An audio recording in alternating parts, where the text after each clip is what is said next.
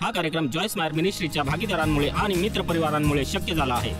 बाहेर काय चाललंय त्याची तुम्ही चिंता बाळगणं सोडून द्या। तुमचे अर्थव्यवहार, तुमची मुलं, तुमचे शेजारी, blah blah blah blah blah blah. प्रश्न आहे तुमच्या आत काय चाललंय।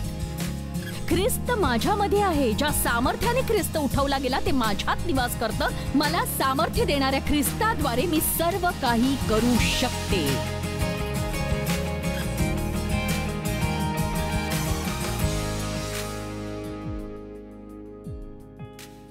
बघा, काल मी एका मालिकेवर काम करत होते जिचं शीर्षक आहे बसा, उठा, चाला आणि पळा। आणि बघा, देवाच्या विसाव्याखाली बसा, उभे रहा। जेव्हा तुम्ही तोडग्याची वाट पाहत असता तेव्हा शत्रूविरुद्ध भक्कमपणे उभे रहा, कारण तो तुमची घृणा करतो आणि तुमची कुठल्याच क्षेत्रात प्रगती होऊ देत नाही। खरंय, देवासहज चाला। जे काही तुम्ही मंडळीत शिकता त्या गोष्टी जगामध्ये वावरताना करा। आपण नावापुरते चर्चला जात नाही आणि चर्चला न गेल्यासारखे कधीच वागत नाही। एक फार अद्भुत वचन आहे की आपण ख्रिस्ताचे राजदूत आहोत आणि मला विस्तारित भाषांतर आवडतं। आपण देवाचे खाजगीचे प्रतिनिधी आहोत। याचा विचार करा, तुम्ही देवाचे खाजगीचे प्रतिनिधी आहात आणि पुढे असंही म्हटलंय की देव तुमच्याद्वारे जगाला आवाहन करत आहे। किती मोठी जबाबदारी आणि किती मोठा हक्क आहे। तर आपलं सगळ्यात मोठं कर्तव्य हे आहे की आपला नव्याने जन्म झाल्यानंतर बायबल जे सांगतं ते शिकणं, कारण देवाची हीच इच्छा आहे, तेच जीवनासाठीचं मार्गदर्शन आहे। आणि मग बाहेरच्या जगात जाऊन आपल्याला ते जगायचंय। फक्त वचनाची स्टिकर्स लावणं, गळ्यात क्रॉस घालणं पुरेसं नाहीये।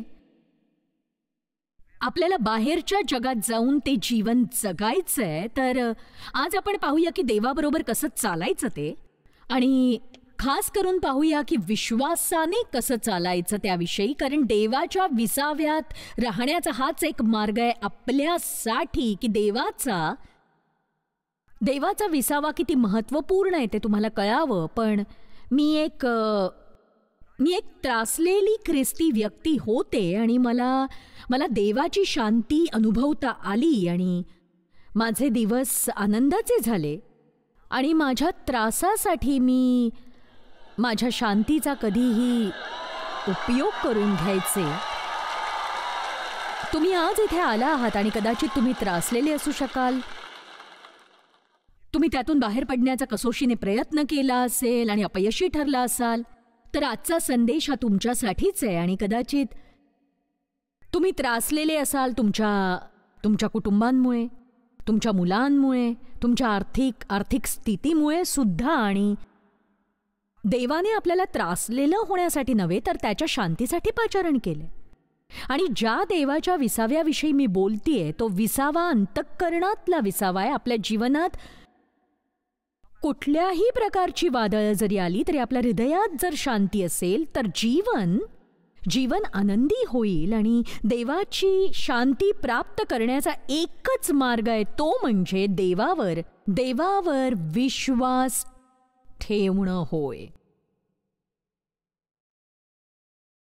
मार्था आणि मरिया या लाजरासाठी प्रभू येशूकडे आल्या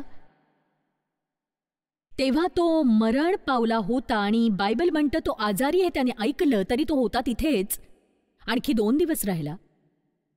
त्याआधी असं म्हटलंय, मार्था आणि तिची बहीण व लाजर यांच्यावर येशूची प्रीती होती। कित्येकदा देव आपल्यावर एवढी प्रीती करतो की तो आपल्याला हवं असतं तेव्हा मुक्त करत नाही, कारण आपल्या समस्या चिघळल्यावर जो उपाय होतो त्यामुळेच खूप धन्यवाद होत असतो, हे लक्षात घ्या। आमेन। आणि येशू म्हणाला, तू विश्वास ठेवशील तर देवाचे गौरव पाहशील, असे मी तुला म्हटले नव्हते काय? विश्वासणाऱ्यांनी काय करायला हवं? भिस्त ठेवा। न पाहता भिस्त ठेवणं यालाच विश्वास असं म्हणतात. आणि विश्वास हा आशा धरलेल्या गोष्टींविषयीचा भरवसा आणि न दिसणाऱ्या गोष्टींविषयीची खात्री आहे. कारण गोष्टी दिसल्या की विश्वासाची गरज लागत नाही. विश्वास प्रथम तुमच्या हृदयात असतो. पण जर देवावर तुमचा मनापासून ठाम विश्वास असेल तर तो विश्वास मोलाचा आहे. बघा, जुन्या करारात म्हणजे नियमशास्त्रामध्ये ते अरण्यात असताना त्यांना देवाच्या विश्रांतीत प्रवेश करण्याची संधी होती, पण फारच कमी ती विश्रांती लाभली. आणि बायबल म्हणतं त्यांच्या अविश्वासामुळे तसं झालं. आणि तो अद्याप आहे. इब्री 4 म्हणतं, आत्तापर्यंत आज देवाच्या विसाव्यामध्ये प्रवेश करण्याचा आशीर्वाद तुम्हाला आत्तापर्यंत मिळाला नसेल तर आजही ती संधी उपलब्ध आहे. आणि म्हणूनच जे कोणी इथे त्रासलेल्या स्थितीत आहेत त्यांना देवाची शांती लाभू शकते. आणि आज मी तुम्हाला जे सांगू पाहते ते तुम्हाला पवित्र आत्म्याच्या सामर्थ्याने कळलं तर तुम्हाला देवाची शांती मिळेल आणि तुम्ही कधीच त्रासलेले राहणार नाही. आता बघा, आपण निराश होतो, हताश होतो, पण मी तुम्हाला सांगते तसं राहायची गरज नाहीये. कारण तुम्हाला जरी वाटलं की तुमची ईश्वरी शांती हरवलेली आहे तर एक साधा सोपा निर्णय घेऊन ती तुम्हाला शक्य तितक्या लवकर मिळवता येऊ शकते. मी याविषयी चिंता करणार नाही. माझी भिस्त प्रभूवर आहे. मी कोणावर रागावणार नाही. मी त्यांची क्षमा करीन. देवाने माझा सूड उगवावा म्हणून मी त्याच्यावर भिस्त टाकते. चला, आता इथे बसलेले किती लोक कुणावर तरी क्रोधित झालेत बरं? देव आपला सूड उगवतो. बाप रे, किती वर्ष मी माझ्या बापाचा द्वेष केला कारण त्यांनी माझं शोषण केलं होतं. द्वेषामुळे माझं भलं झालं नाही आणि त्यांना दुःख झालं नाही. ज्या लोकांमुळे तुम्ही क्रोधित होता ते लोक तुमच्या क्रोधामुळे दुःखित होत नाही. त्यांचा वेळ मस्त मजेत घालवतात ते. त्यांना कसलीच पर्वा नसते. तुम्ही दुखावलेले असता. म्हणून जेव्हा देव लोकांना क्षमा करायला सांगतो तेव्हा ती देवाची कृपा असते. तुम्ही रागात असताना देवाची शांती अनुभवू शकत नाही. तुम्ही चिंताक्रांत आणि त्रासलेले असताना देवाच्या शांतीत आपलं जीवन जगू शकत नाही. आणि ज्या गोष्टी केवळ देवच करू शकतो त्या गोष्टी करण्याचा प्रयत्नच करू नका. चला, आता सध्या तुमच्या आवडीचा विषय काय आहे? तुमचं मन कुठे लागलंय? कुंभाराच्या चाकावर तुम्हाला कोणत्या व्यक्तीला बसवून घडवायला आवडेल? माझ्या मनात नेहमी कोणी ना कोणी असायचं. बऱ्याचदा माझ्या मनात देवच असायचा आणि माझी मुलंही असायची. माझी मुलं मला सळो की पळो करून सोडायची. आता आमची 4ही मुलं मोठी झाली आहेत आणि ती सगळी सेवेत आहेत. माझी 2 मुलं सेवाकार्य चालवतात आणि सेवेचे सगळे अर्थव्यवहार सांभाळतात. आमचे 2 जावई आमच्यासह काम करतात. आणि माझी एक मुलगी जी लहान असताना खोडकर होती, मस्तीखोर होती, धांदरट होती. आणि तुम्हाला कदाचित माझं बोलणं आठवत असेल. मी म्हणायचे की जर तू माझ्या घरात राहिलीस तर. तुम्ही तुमच्या मुलांशी असं बोलता का की तुला माझ्या घरी राहायचं असेल तर हे करता येणार नाही? आणि मुलं नेमकं तेच करतात, बरोबर? ती खूपच पसारा करायची. आता ती माझी काळजी घेते, अगदी आईसारखी. ती आई झाली आता माझी. ती आमचे आर्थिक व्यवहार सांभाळते आणि ती सर्व प्रकारे हे पाहते की सर्व गोष्टी व्यवस्थित असतील. पण जेव्हा ती वाढत होती तेव्हा मला वाटायचं की या बैला स्वतःला तरी शोधता येणार आहे का कधी? तर ज्या गोष्टींमुळे तुम्ही त्रासलेले असता त्या गोष्टींसाठी तुम्ही देवावर भिस्त ठेवा. तुमच्या जीवनाचा आनंद लुटण्याचा एकच मार्ग म्हणजे देवावर भिस्त ठेवणं. आणि एक सांगू का, तुम्ही देवावर भिस्त ठेवलीत ना तर तुम्ही आधीच म्हातारे होणार नाही, हळूहळू व्हाल. तुम्ही 40शीत देवावर भिस्त ठेवली नाहीत तर तुम्ही 40शीत 60चे दिसाल. पण तुम्ही 70ीत देवावर भिस्त ठेवलीत तर 70ीत 50शीचे दिसाल. आमेन. देव या जुलैमध्ये 80चा होईल आणि तो फार तर 65चा दिसतो अहो. कारण त्याला कसली चिंताच नसते. तुम्हाला तो आवडत असेल तर चांगला आहे, नसेल तरी चांगलं आहे, कारण तो स्वतःच्या प्रेमात आहे. तो नेहमी सुखी असतो. तो सतत आनंदी असतो. आणि खरं सांगायचं तर तुम्ही जितकी अधिक चिंता कराल तितकं अधिक तुमचं वय दिसायला लागेल. आणि म्हणून आज मी तुमच्यासाठी प्रार्थना करते. मी खरंच मनापासून प्रार्थना करते. इथे बसलेल्या अनेक लोकांनी इथून घरी गेल्यावर असं म्हणायला हवं की हे खरं आहे की मी माझं जीवन निराशेत जगणार नाही, मी दयनीय स्थितीत राहणार नाही, मी देवाच्या विसाव्यात प्रवेश करणार म्हणजे करणारच. इब्रीमध्ये म्हटलंय, ज्यांनी विश्वास ठेवला त्यांना विसावा मिळाला. ज्यांनी विश्वास ठेवला त्यांना विसावा मिळाला. जुन्या करारामध्ये जेव्हा महायाजक परमपवित्र स्थानात प्रवेश करायचे वर्षातून एकदा लोकांच्या पापांचं प्रायश्चित्त करण्यासाठी, तेव्हा तो स्वतःसाठी सुद्धा प्रायश्चित्त करायचा आणि त्याच्या वस्त्राच्या काठाला लहान घुंगरं आणि डाळिंब शिवलेली असायची. आणि यामागे एक महत्वाचा हेतू होता, कारण ज्या कराराला तो बांधील होता तो करार कर्मांचा करार होता. आणि जितका वेळ तो परमपवित्र स्थानात असायचा तितका वेळ तो लोकांच्या प्रायश्चित्तासाठी धार्मिक विधी करायचा, म्हणजे रक्त शिंपडणं, शुद्धीकरणासाठी दिलेल्या नियमांचं पालन. हे विधी करताना लोकांना त्याच्या वस्त्राच्या घुंगरांचा आवाज बाहेर ऐकू जायचा आणि त्याच्या पायाला दोर बांधलेला असायचा. दोराने बांधून ठेवायचंय त्याला. आणि मी हे मनाचं सांगत नाहीये, ते खरं आहे. त्याच्या पायाला दोर बांधलेला असायचा, त्याचं दुसरं टोक बाहेर लोकांच्या हाती असायचं आणि त्या घुंगरांचा आवाज येईनासा झाला की त्यांना कळायचं तो मरण पावलाय. आणि ते आत जाऊ शकत नव्हते, कारण फक्त महायाजकच वर्षातून एकदा आत जायचा आणि तो आत गेला तर ते त्याला बाहेर उडायचे. परमपवित्र स्थानात एकही खुर्ची नव्हती. जुन्या करारात विश्रांतीची एकही जागा नव्हती, कारण ती होती फक्त कर्म कर्म कर्म कर्म कर्म. बाप रे, येशूने आपल्यासाठी किती केलं. प्रभू दया कर. यहुद्यांसाठी ते किती गोड असेल जेव्हा येशू म्हणाला पूर्ण झालं. त्या क्रूसावर पूर्ण झालं, कार्य पूर्ण झालं. मी माझ्या एका संदेशात म्हटलंय, ख्रिस्तीत्व करा शब्दाने नव्हे तर केलंय शब्दाने सुरू होतं. स्वतःला ख्रिस्तामध्ये ओळखा. आणि पृथ्वीवर आदामाचा पहिला दिवस कामाचा नव्हता, तो दिवस विश्रांतीचा होता. त्याला 6व्या दिवशी बनवलं होतं आणि 7वा दिवस विश्रांतीचा दिवस होता. देवाने 7व्या दिवसाला आशीर्वाद देऊन विसावा घेतला. म्हणून मला हे आवडतं की आदामाची सुरुवात विसाव्याने झाली, काम करून नव्हे. हे सुद्धा तुम्ही लक्षात घ्या. आपण स्वतःला बदलवण्यासाठी कठोर परिश्रम घ्यावेत अशी देवाची इच्छा नाहीये. त्याची इच्छा आहे की आपण आपलं त्याच्यासोबत नातं निर्माण व्हावं आणि मग या नात्यातून चांगल्या गोष्टी करण्याची इच्छा आपल्यात निर्माण व्हावी. हे नातं त्याने निर्माण होत नाही की चला चांगलं होण्याचा प्रयत्न करूया, किंवा स्वतःला बदलण्याच्या इच्छेनेही नव्हे. तर येशू आपला महायाजक आहे आणि त्याला स्वतःच्या पापाबद्दल प्रायश्चित्त करावं लागलं नाही, परंतु आपण ज्या परिस्थितीतून जातोय त्यासाठी त्याला मनुष्य बनावं लागलं. आपला एक महायाजक आहे. इब्री 4 म्हणतं, ज्याला आपल्या सर्वांच्या दुर्बलतेविषयी सहानुभूती वाटते. तो सर्व प्रकारे आपल्याप्रमाणे पारखलेला होता तरी तो निष्पाप होता. आपण ज्या मोहातून जातो ते त्याला ठाऊक आहे. तो आपल्यासारख्या अनुभवातून गेला तरी निष्पाप होता. त्याने अंतिम बलिदान केलं. आणि बायबल म्हणतं, जेव्हा तो ऊर्ध्वलोकी गेला तेव्हा नीट लक्ष द्या, तो बसला. बायबलमध्ये तो बसला आहे इतक्या वेळा का सांगितलंय याची मला उत्सुकता होती. तो राजासनावर बसला आहे. आणि बघा, हे आपल्यापेक्षा यहुदी लोकांसाठी फारच महत्वाचं आहे, पण त्यांना त्याचा अर्थ कळला नाही. आज मी तुम्हाला त्याचा अर्थ सांगू इच्छिते. जुन्या करारामध्ये परमपवित्र स्थानात खुर्ची ठेवलेली नसायची आणि त्यांच्यासाठी विसाव्याची जागा नव्हती, विसावा नव्हता. पण आता येशू बसला. जेव्हा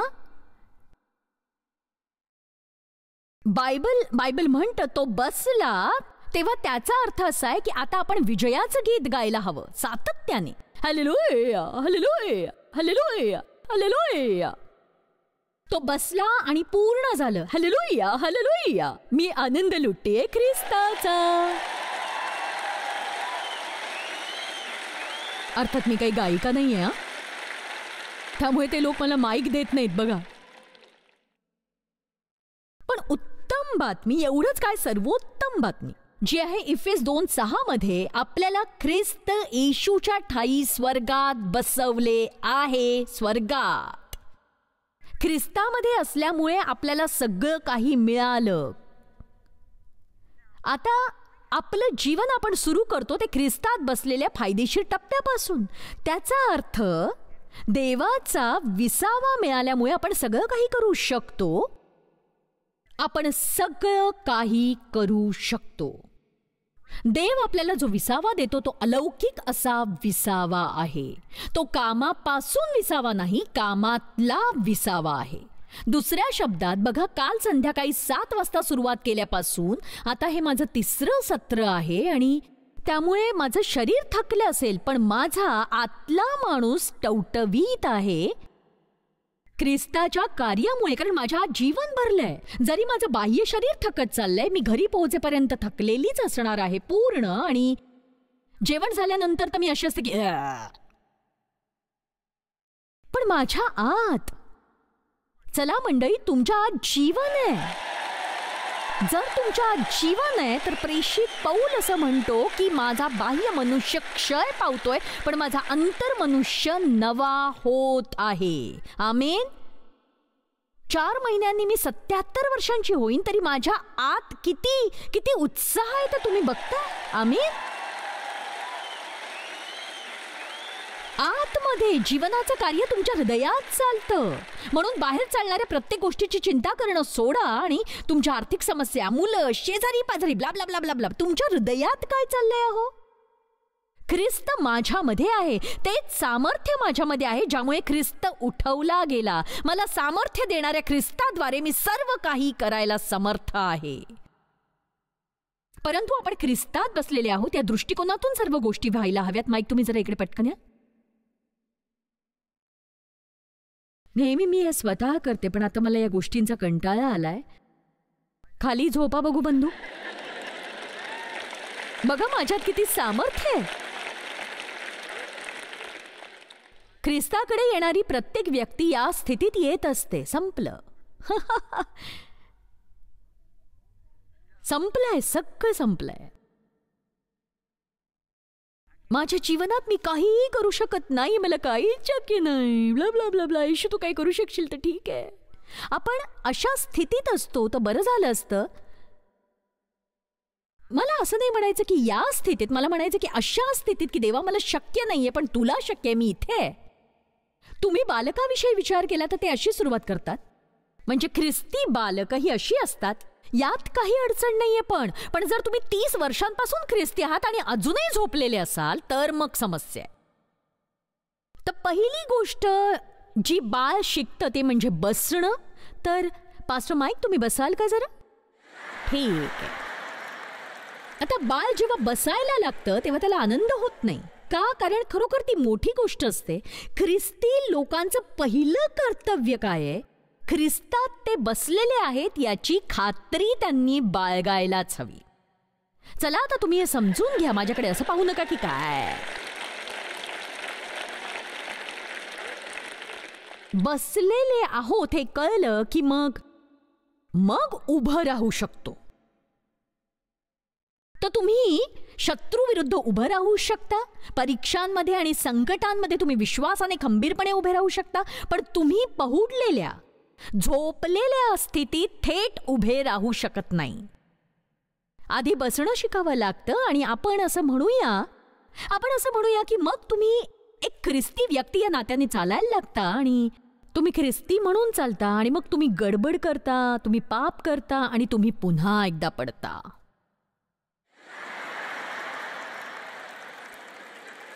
ठीक आहे. आता काय होतं? जोवर तुम्ही पुन्हा बसत नाही तोवर तुम्ही पुन्हा उठू शकत नाही. हे नीट लक्षात घ्या.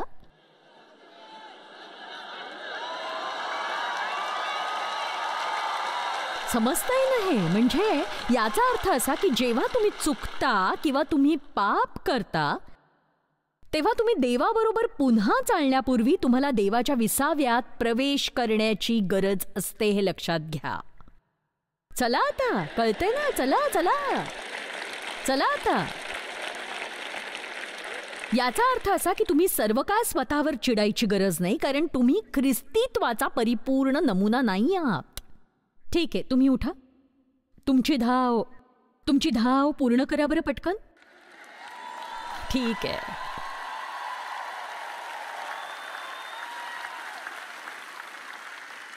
बघा, जेव्हा तुम्ही एक विश्वासणारे म्हणून या जगात चालताना, तेव्हा तुम्ही देवासाठी कार्य करता आणि या पृथ्वीवर देवाचे प्रतिनिधी म्हणून जगता. तुम्ही विश्वासात चालता, देवाच्या प्रीतीत चालता, ख्रिस्तासारखे चालतात. जसे विधर्मी चालतात तसे तुम्ही चालत नाही. तुमच्या हातून चुकाही होतात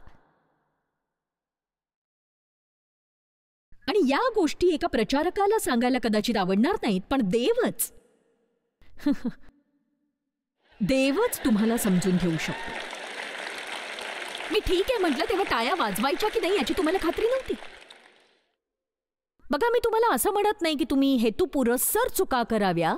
माझं म्हणणं आहे की जेव्हा तुम्ही चुका करता तेव्हा मला क्षमा करा असं म्हणा आणि आपली चूक मान्य करा, कबूल करा आपली चूक. प्रभू मला सहाय्य कर. देवाला कधीही म्हणू नका की मी पुन्हा करणार नाही, कारण तुम्ही ते पुन्हा करणारच आहात. अशा गोष्टी बोलून तुमचा वेळ वाया घालवू नका की ओ देवा तू माझी क्षमा केलीस तर मी वचन देतो पुन्हा करणार नाही. तुम्ही करणार. एवढंच म्हणा, प्रभू मला क्षमा कर, मी हे पुन्हा न करण्याचा प्रयत्न करीन. कदाचित ते पुन्हा झालं तरी मी तुझा धन्यवाद करतो की तू मला सोडणार नाहीस आणि तू मला यातून बाहेर काढशीलच, नक्कीच काढशील. बघा, देव कधीच तुमची आशा सोडत नाही. आपण ख्रिस्तामध्ये न्यायी आहोत याचा अर्थ ठाऊक आहे का? आपण कधी पाप केलं नाही असे केलेले आहोत. चला आता इथून पुढे स्वतःवर वेड पिसवणं थांबवा. तुम्ही थोडा विसावा घ्या. ख्रिस्ताने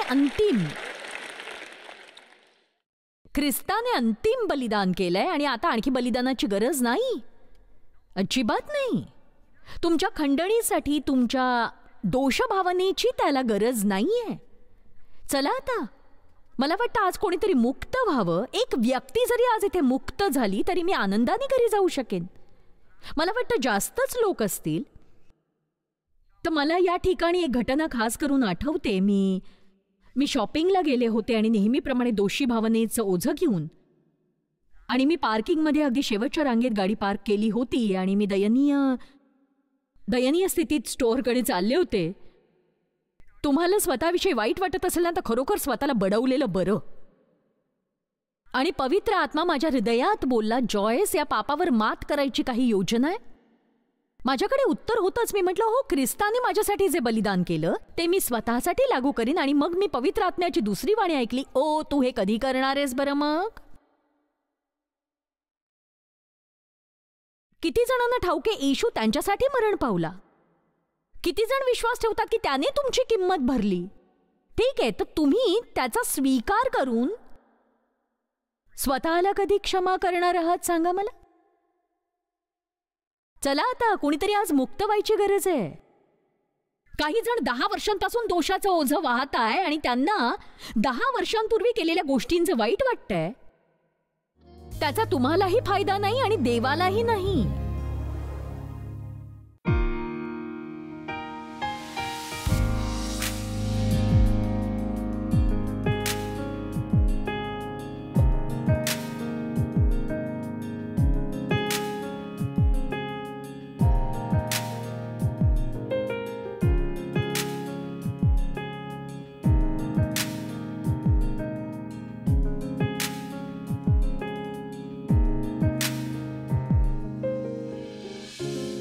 हा कार्यक्रम जॉयस मायर मिनिस्ट्रीच्या भागीदारांमुळे आणि मित्र परिवारांमुळे शक्य झाला आहे.